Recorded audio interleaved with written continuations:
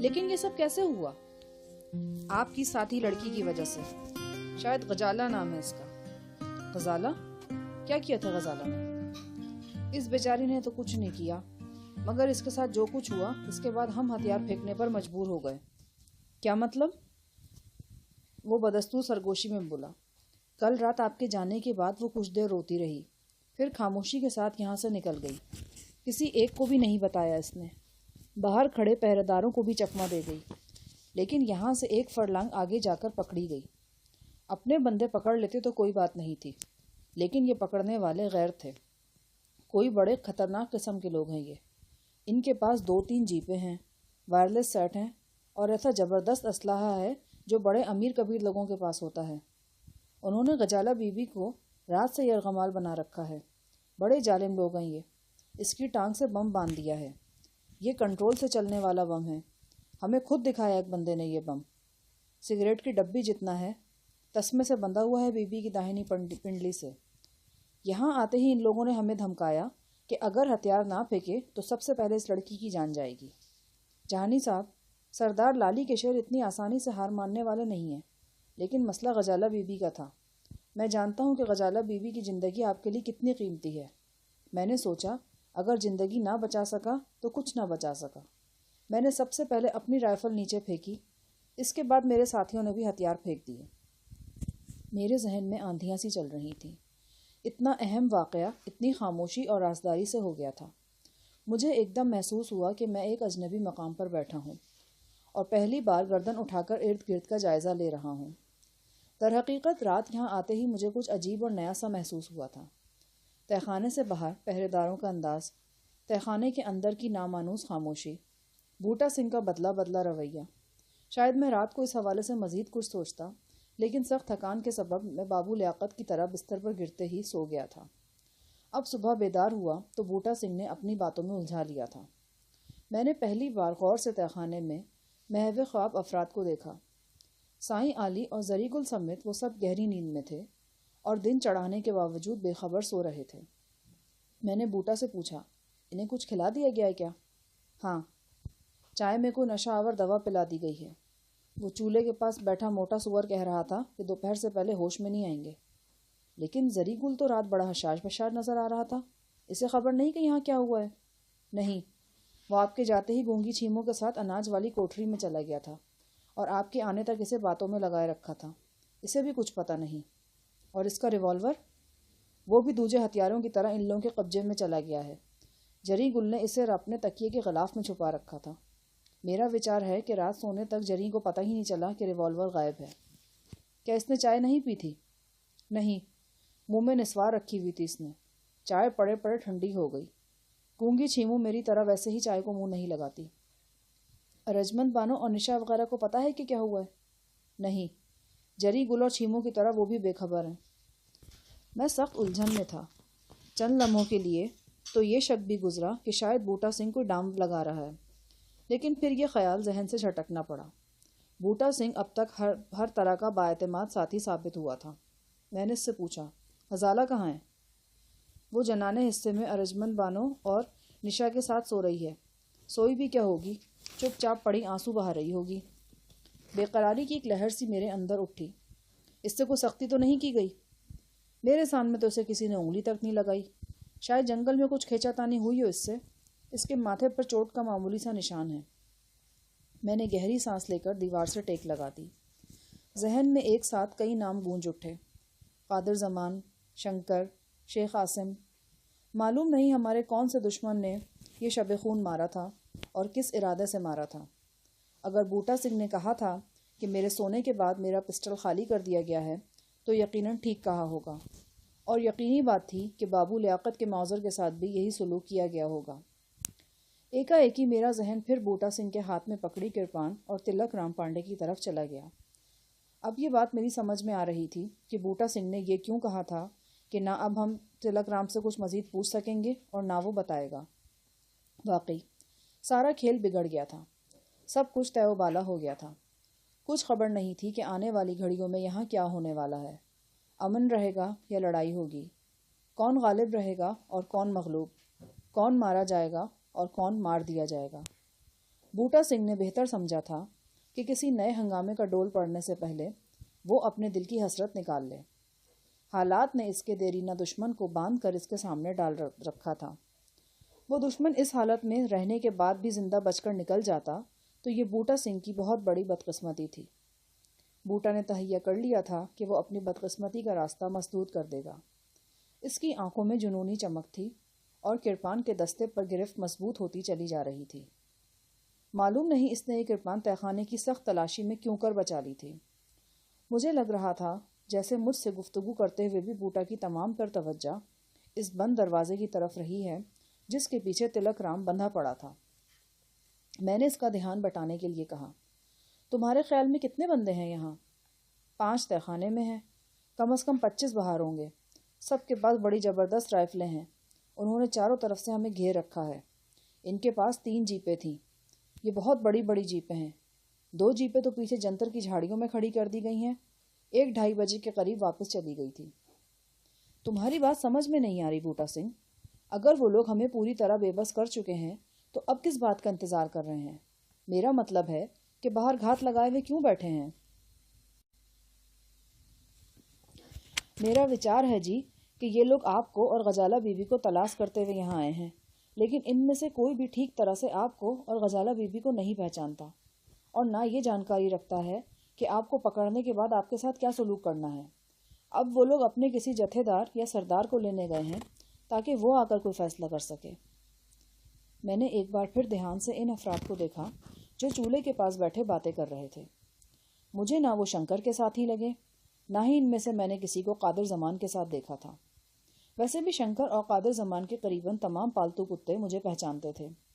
اچانک ذہن میں خیال آیا، کہیں یہ لوگ شیخ عاصم بن ارشد کے اہلکارے نہ ہوں۔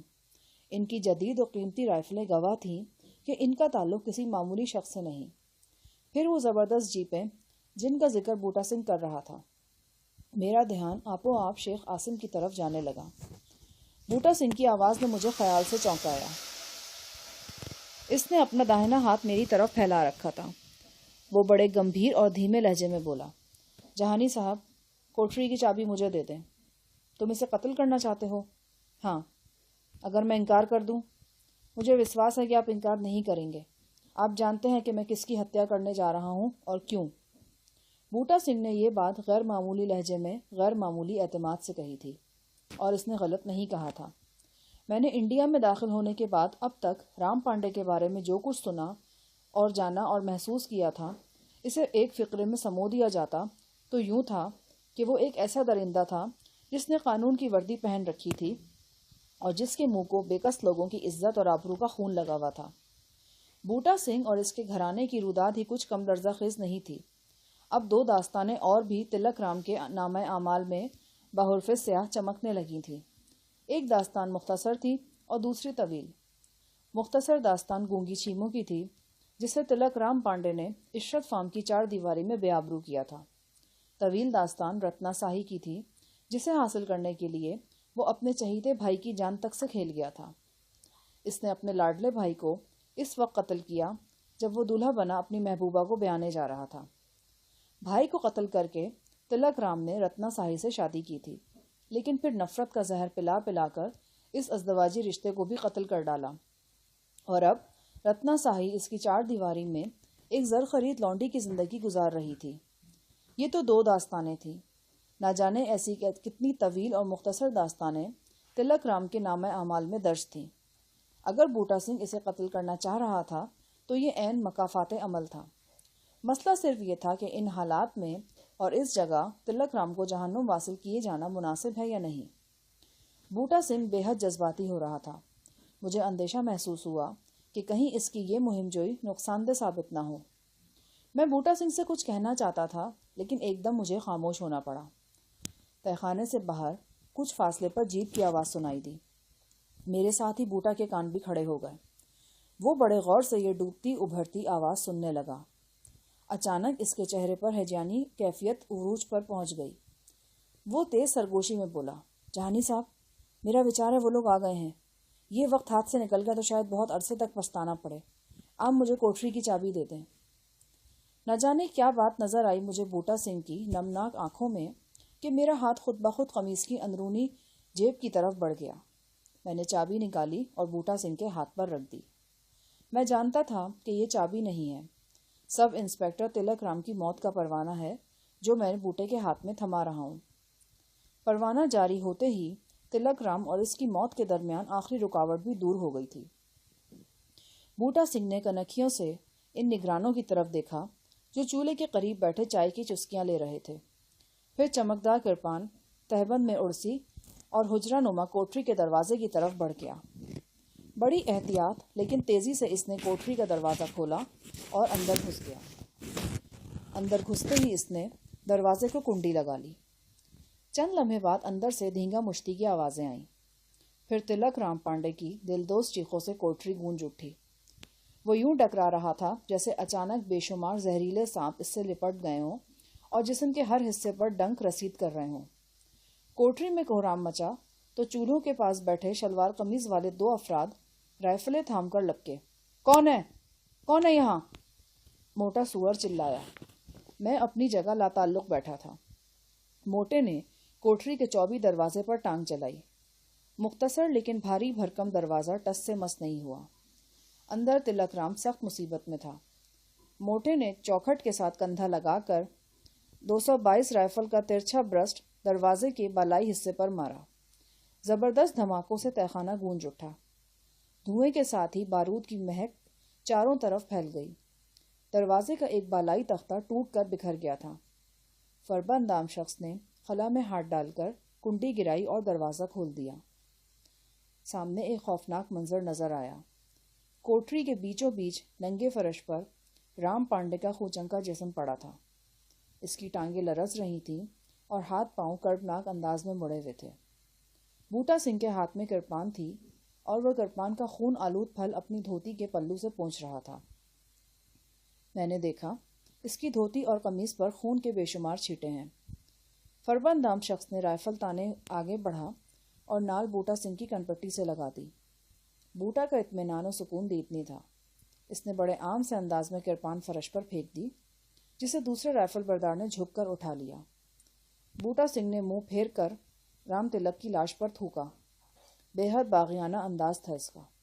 مجھے یوں لگا جیسے وہ صرف رام پانڈے پر نہیں، خالصتان کے ہر مخالف کی لاش پر تھوک رہا ہے، اور اس کے ساتھ ہر اس ناانصافی پر تھوک رہا ہے جو آزادی کے متوالے سکھوں سے روا رکھی جا رہی ہے۔ میں نے آگے بڑھ کر تلک رام پانڈے کو دیکھا۔ خدا کی پناہ، اس کے جسم پر خنجر کے بے پناہ کم و بیش 25 زخم تھے۔ یوں محسوس ہوتا تھا بوٹے نے اس کی سینے پر سوار ہو کر اندھا دھند وار کیے ہیں۔ اس کی ناف سے نیچے ٹانگوں کے درمیان بھی زخم تھے، اور یہاں سے ابلنے والے خون نے اس کے سرخ ریشمی تہبند کو سرخ تر کر رکھا تھا۔ دیکھتے ہی دیکھتے رام پانڈے کے تنومند جسم میں چند جھٹکے کھائے اور بالکل ساکت ہو گیا۔ اتنا ہنگامہ ہونے کے باوجود تہخانے میں موجود اکثر افراد سوئے رہے۔ صرف زری گل اور بوٹا سنگھ کا ایک ساتھی بیدار ہوئے تھے اور ہونقوں کی طرح منہ پھاڑے کوٹری میں لاش کا منظر دیکھ رہے تھے۔ تلک رام کے جسم پر وہ بندشیں ابھی موجود تھیں جن میں اسے 5-6 روز پہلے جکڑا گیا تھا۔ فرق صرف اتنا تھا کہ جب وہ میلے سے اغوا ہوا اس کے ہاتھ پشت پر بندھے تھے اور منہ میں کپڑا ٹھوسا گیا تھا۔ اب اس کے ہاتھ ذرا ڈھیلے سامنے کی طرف بندھے تھے اور منہ میں کپڑا بھی نہیں تھا۔ بوٹا سنگھ نے ایک بندھے ہوئے شخص کو موت کے گھاٹ اتارا تھا، لیکن ایسا اس نے بزدلی کے سبب نہیں، مجبوری کے تحت کیا تھا۔ مجھے یقین تھا کہ اس کے اختیار میں ہوتا تو وہ رام پانڈے کو آزاد کر کے اس سے دو بدو مقابلہ کرتا، اور وہ اس قابل تھا کہ پھر بھی اس کو جہنم واصل کر سکتا۔ اب میں اسے کچھ جاننے لگا تھا۔ وہ بہت گہرا شخص تھا اور بے حد غیر معمولی بھی۔ بوٹا سنگھ سے بھٹک کر میری نگاہ ایک بار پھر رام پانڈے کی خوچنکا لاش پر جم گئی۔ میں یہ سوچ کر حیران ہوا کہ میرا کیا ہوا ایک وعدہ بغیر میری کوشش کے کتنی جلدی ایفا ہوا۔ ابھی چند گھنٹے پہلے میں نے رت پور کے ایک مکان میں رتنا ساہی سے اس کی غمناک کہانی سنی تھی اور اس سے وعدہ کیا تھا کہ اس کے شیطان صفت پتی کو قرار واقعی سزا دلواؤں گا۔ وعدہ کرتے وقت میرے ذہن میں اس سزا کے لیے کوئی واضح پلان نہیں تھا، صرف ایک وعدہ تھا جو فوری ضرورت کے تحت کرنا پڑا۔ اب یہ وعدہ پورا ہو چکا تھا۔ وہ دہکتی ہوئی زنجیر دہکتی ہوئی زنجیر املی بوٹا سنگھ کے ہاتھوں ٹوٹ چکی تھی، جس نے اس کومل بدن کو سرتاپا جکڑ رکھا تھا۔ رتنا ساہی تلک رام پانڈے کے خوف سے ہمیشہ کے لیے آزاد ہو چکی تھی۔ جیپ کی گھوں گھوں اب تہہ خانے سے بالکل نزدیک پہنچ کر تھم گئی تھی۔ چند لمحے بعد ہم نے ڈاک بنگلے کے فرش پر بھاری قدموں کی آوازیں سنی۔ تہہ خانے میں موجود تمام مسلح افراد پوری طرح چوکس ہو گئے۔ کم از کم 4 رائفلوں کے بیرل ہماری طرف اٹھے ہوئے تھے۔ فربا اندام شخص نے کڑک کر ہمیں ہینڈز اپ کا حکم دیا۔ ہم نے ہاتھ کھڑے کر دیے۔ پانچوں مسلح افراد بوٹا سنگھ کو بڑی حیرت سے دیکھ رہے تھے۔ شاید انہیں یقین نہیں آ رہا تھا کہ بوٹے جیسا نحیف و نزار شخص چوہا بھی کسی کو قتل کر سکتا ہے، لیکن وہ یقین کرنے پر مجبور تھے۔ انہوں نے سبھی کچھ اپنی آنکھوں سے دیکھا تھا۔ ہمیں ایک قطار میں کھڑا کر دیا گیا۔ 2 مسلح افراد باہر چلے گئے اور 3 ہمارے عقب میں رہے۔ ہمیں ایک ایک کر کے باہر نکالا گیا۔ تہہ خانے سے باہر دن کی روشنی پھیل چکی تھی۔ نئے دن کا سورج ابھی ابھی نمودار ہوا تھا اور اس کی روپھیلی کرنیں درختوں کی چوٹیوں پر کو چھو رہی تھی۔ میری نگاہ اس جیپ پر پڑی جو ابھی ابھی یہاں آ کر رکی تھی۔ جیپ دیکھتے ہی میں پہچان گیا کہ اس میں کون یہاں پہنچا ہوگا۔ یہ شیخ عاصم بن ارشد کی جیپ تھی اور وہ بڑے اطمینان سے جیپ کے پاس کھڑا تھا۔ اس کے داہنے ہاتھ پر متھن تھا اور عقب میں کم و بیش 10 مسلح افراد۔ میں اپنی جگہ گمسم کھڑا رہ گیا۔ تلویڑ کے نواحی پڑاؤ میں متھن کو دیکھ کر مجھے اندازہ ہو گیا تھا کہ شیخ عاصم نے ابھی میرا پیچھا نہیں چھوڑا اور نہ ہی واپس دبئی گیا ہے۔ یہ بات ذہن میں آ ہی نہیں سکتی تھی کہ جو شخص پچھلے 4-5 برس سے میری تلاش میں ہے اور مسلسل ناکامیوں کے باوجود اپنی کوشش سے باز نہیں آیا، وہ کامیابی سے اس قدر نزدیک پہنچ کر کیسے باز آ جائے گا؟ تاندل اسٹیٹ چھوڑنے کے بعد مجھے ہر دم محسوس ہو رہا تھا کہ شیخ عاصم کسی بھٹکی ہوئی روح کی طرح میرے ارد گرد منڈلا رہا ہے، اور اب یہ اندیشہ درست ثابت ہو گیا تھا۔ میرے ارد گرد بہت سے دشمن چکرا رہے تھے، لیکن شیخ عاصم اس لحاظ سے خطرناک ترین تھا کہ اسے صرف میری جان درکار تھی۔ وہ مجھے دیکھتے ہی گولیوں سے بھون سکتا تھا۔ اسے یہ فکر نہیں تھی کہ میں مر گیا تو اس کا کیا بنے گا۔ اس کے برعکس باقی تمام مخالفین میری فوری موت کا رسک نہیں لے سکتے تھے۔ انہیں یہ بدگمانی تھی کہ میں گمشدہ ٹرک کے ٹھکانے سے آگاہ ہوں اور انہیں وہاں تک پہنچا سکتا ہوں، اور اگر نہ پہنچا سکتا تو ایسی معلومات ضرور دے سکتا ہوں جو مقصد کے حصول میں مددگار ثابت ہوں۔ شیخ عاصم نے اپنا وزن ایک ٹانگ پر منتقل کیا اور بڑے تہذیب آمیز انداز میں مجھے گھورا۔ پھر انگریزی میں بولا، انسان اپنی موت سے کہاں تک بھاگ سکتا ہے؟ میں نے کہا، 5 سال پہلے یہی بات میں نے تیرے بدکردار بھائی سے کہی تھی، لیکن اس نے نہیں مانی تھی۔ اپنے گرد متھن جیسے کتوں کو جمع کر لیا تھا اور بلٹ پروف گاڑی میں بیٹھ کر سوچتا تھا کہ موت اس کا کیا بگاڑ سکتی ہے۔ تیری زبان بہت چلتی ہے، میں سب سے پہلے تیری زبان کو چپ کراؤں گا۔ شیخ نے زمین پر تھوک کر اپنا ٹیمپریچر نیچے لانے کی کوشش کی۔ پھر متھن سے مخاطب ہو کر بولا، اس کی گرل فرینڈ کدھر ہے؟ متھن نے یہی سوال اردو میں فربا نام شخص سے پوچھا۔ اس نے بتایا کہ اندر 4 لڑکیاں موجود ہیں، آپ خود نیچے جا کر ملاحظہ کر لیں۔ متھن فربا نام شخص کے ساتھ تہہ خانے میں چلا گیا۔ اس موقع پر کم و بیش 10 مزید افراد درختوں کی اوٹ سے نکل کر موقع پر پہنچ گئے۔ وہ سب کے سب چھٹے ہوئے بدماش اور قاتل نظر آتے تھے۔ ان کے پاس جدید ترین اسلحہ تھا۔ ان میں سے بیشتر کی آنکھیں سرخ ہو رہی تھیں۔ یہ بے خوابی کی سرخی تھی۔ یہ لوگ رات بھر اس ڈاک بنگلے کی چوکیداری کرتے رہے تھے۔ تھوڑی دیر بعد متھن غزالہ کو بالوں سے کھینچتا ہوا باہر لے آیا۔ وہ رو رہی تھی اور خود کو متھن کی آہنی گرفت سے چھڑانے کی کوشش کر رہی تھی۔ اس کے ماتھے پر چوٹ کا خاصا واضح نشان تھا۔ غزالہ کی بیچارگی دیکھ کر اچانک میرا خون کھول اٹھا۔ میری انگلیوں کی پوروں میں وہی سنسناہٹ جاگ اٹھی جو مجھے ہر خطرے سے بے نیاز کرتی تھی اور میرے جسم میں ایک ایسی آگ بھڑکاتی تھی جس سے میرا رواں رواں دہک اٹھتا تھا۔ ڈاک بنگلے کی شکستہ سیڑھیوں پر غزالہ گر گئی۔ متھن اسے قریباً گھسیٹتا ہوا جیپ تک لایا۔ اس بدبخت کو کچھ معلوم نہیں تھا کہ وہ کیا کر رہا ہے۔ وہ غزالہ کو یوں تکلیف پہنچا کر اپنی موت پر مہر تصدیق ثبت کر رہا تھا۔ غزالہ میرے لیے کیا تھی یہ صرف مجھے معلوم تھا اور کوئی نہیں جانتا تھا۔ غزالہ خود بھی نہیں جانتی تھی۔ میری ساری بے رخی و سرد مہری اپنی جگہ، لیکن میرے دل کے نہا خانوں میں اس کے لیے جو محبت و حرارت تھی وہ کسی کے تصور میں بھی نہیں آ سکتی تھی۔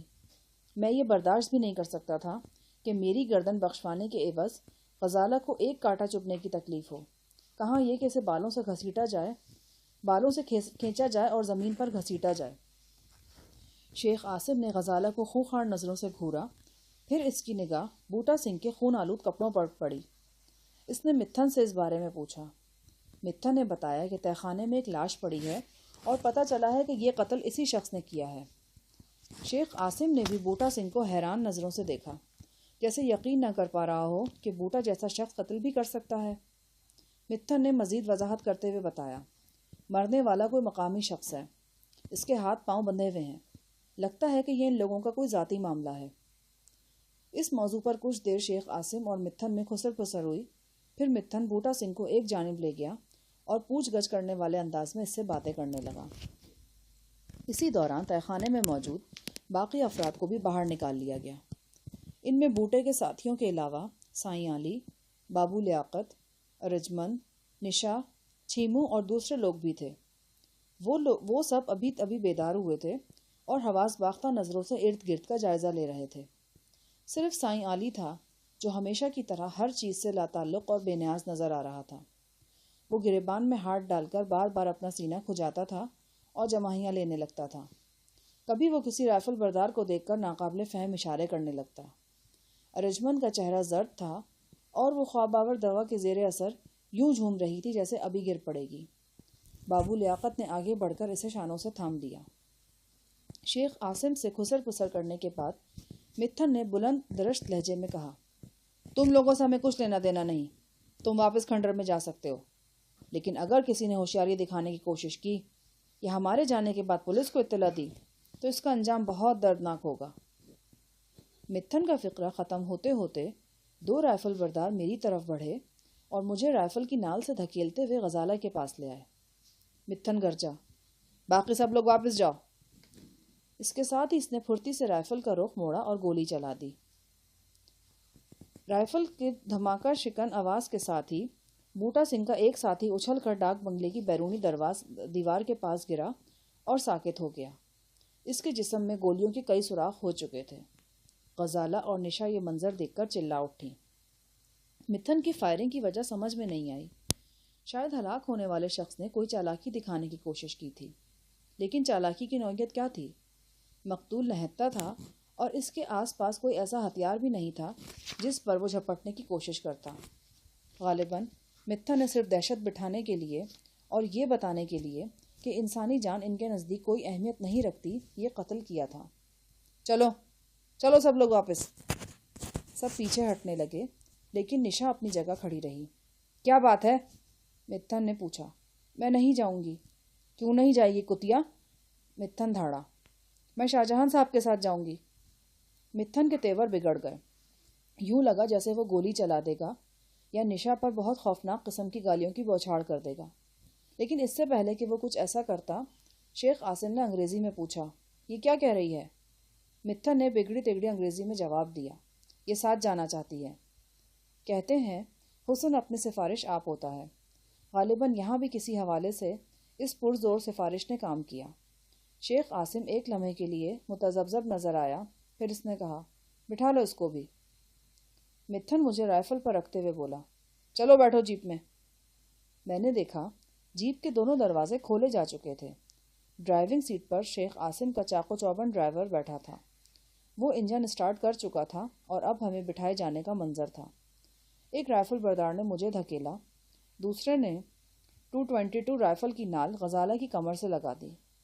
غزالہ نے اپنی بھیگی نگاہوں سے میری طرف دیکھا، جیسے پوچھ رہی ہو کہ بتاؤ کیا چاہتے ہو مجھ سے؟ یہیں گولی کھا کر سرخرو ہو جاؤں یا گاڑی میں بیٹھ جاؤں؟ میں نے سر کو ہلکی سی جنبش دی۔ اس جنبش کا کوئی واضح مطلب تو نہیں تھا، لیکن میرا خیال ہے غزالہ میرا معفی الضمیر سمجھ گئی تھی۔ اس نے مزاحمت ترک کر کے گاڑی میں بیٹھنے کا فیصلہ کر لیا۔ نشا نے مجھ سے کوئی بات کرنا چاہی، لیکن متھن نے اس کے سر پر بے دردی سے رائفل کی نالی رسید کی اور پیچھے ہٹا دیا۔ میری نگاہ غزالہ کی گلابی شلوار پر جمی تھی۔ پنڈلی پر شلوار کے نیچے ایک ابھار صاف نظر آ رہا تھا۔ بوٹا سنگھ کی اطلاع 100% درست تھی۔ غزالہ کی ٹانگ سے ٹخنے کے نزدیک بم باندھ دیا گیا تھا۔ اب معلوم نہیں یہ ریموٹ کنٹرول سے چلنے والا اصلی بم تھا یا صرف بوٹا سنگھ وغیرہ کو دھمکایا گیا تھا۔ اس قسم کے بم حجم میں چھوٹے ہونے کے باوجود TNT سے بھرپور ہوتے ہیں اور عموماً کافی فاصلے سے بھی آپریٹ کیے جا سکتے ہیں۔ اگر یہ اصلی بم تھا اور اس کا کنٹرول متھن کے کسی ساتھی کے پاس موجود تھا تو انگلی کی ہلکی سی جنبش اس کے جسم کے چیتھڑے اڑا سکتی تھی، جو میرے لیے دنیا میں محبوب ترین تھا۔ اس بم کی موجودگی میں سوچ بھی نہیں سکتا تھا کہ جیپ میں سوار ہوتے وقت یا سوار ہونے کے بعد کسی طرح کی مہم جوئی کروں۔ جو کچھ ہوا اتنا اچانک اور غیر ارادی تھا کہ میں خود بھی حیران رہ گیا۔